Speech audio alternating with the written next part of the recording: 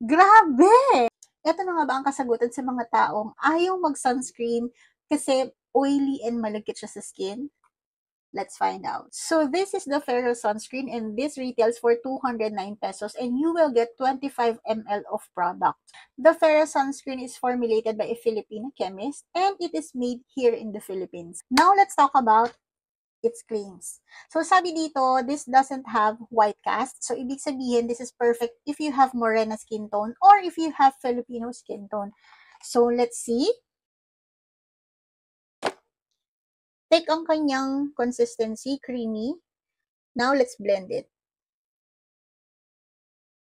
So ito na yung itsura niya kapag dry na siya.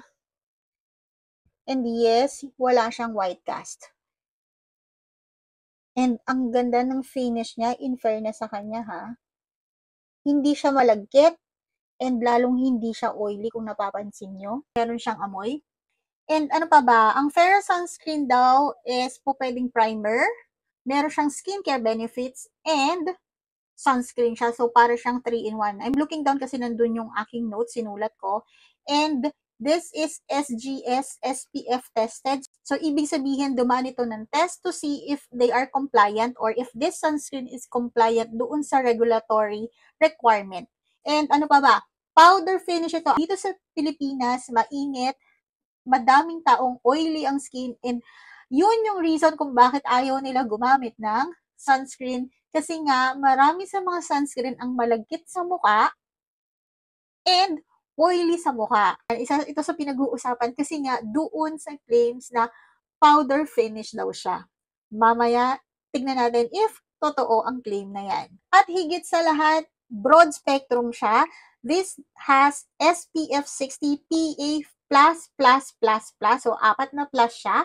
Ang kanyang mga ingredients ay, unang-una, zinc PCA, nakakakontrol ng oil production. Kapag nakokontrol ang pag-produce ng oil, mape-prevent din ang acne breakout.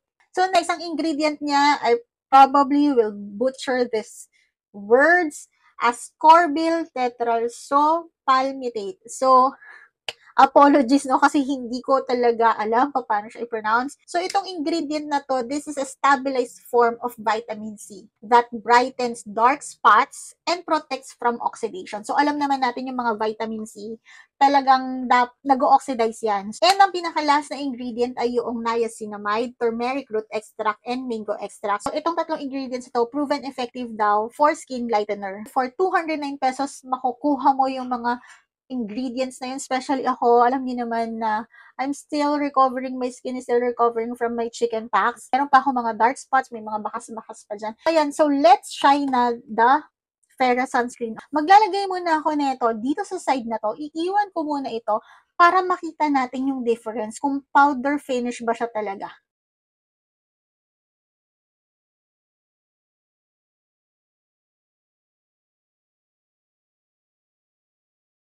Hindi ko to kinat para makita nyo talaga. Now, let's wait for it to dry.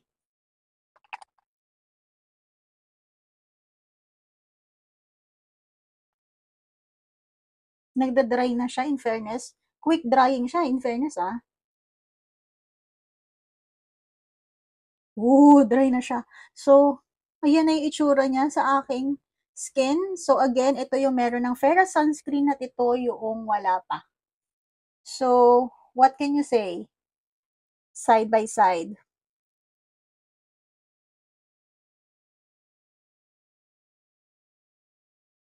In fairness, hindi talaga siya malagkit sa mukha. I like the finish. Nakita ko na yata yung perfect na sunscreen for me. I love it! Ito yung walang sunscreen. At ito naman yung merong Ferro sunscreen. Ang ganda niya sa mukha, in fairness ah. So, walang pagiging OA or hindi sa pagiging exaggerated. Maganda siya in fairness sa skin, lalo na kapag nag-dry na. So, now, syempre, apply na natin siya dito sa kabilang side.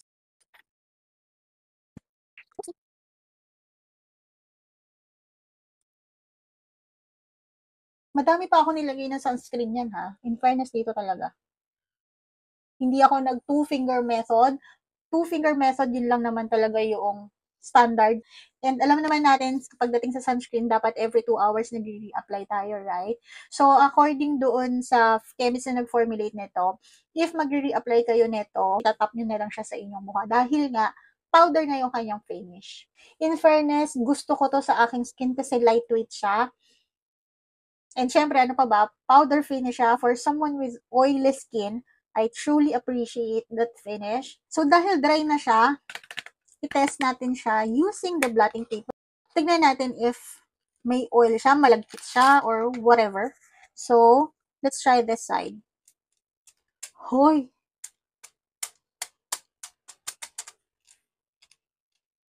Hoy, nasaan? Wala. Ang galing. Whew! Ay! Grabe! So, dahan-dahanin natin. Masyado ako naging OA sa part na yun, pero ito. Sige na. O, diba? Nahuhulog siya. And tignan nyo naman. Walang ka-oil-oil yan. Walang bakas. At hindi siya malagkit sa mukha. O, diba? Wow. In fairness, napabili ba ako ng sunscreen na to Kasi for 209 pesos, ang ganda niya pala talaga sa skin. Kaya pala siya pinag-uusapan ngayon. So, if meron kayong oily skin, ayaw nyo ng mga malalagkit na sunscreen, I highly recommend you trying the Fera sunscreen. For only 209 pesos, you will get this. Protected na yung skin mo sa sun, hindi pa malagkit. So, saan ka pa, diba? So, check nyo na lang yung yellow basket ko.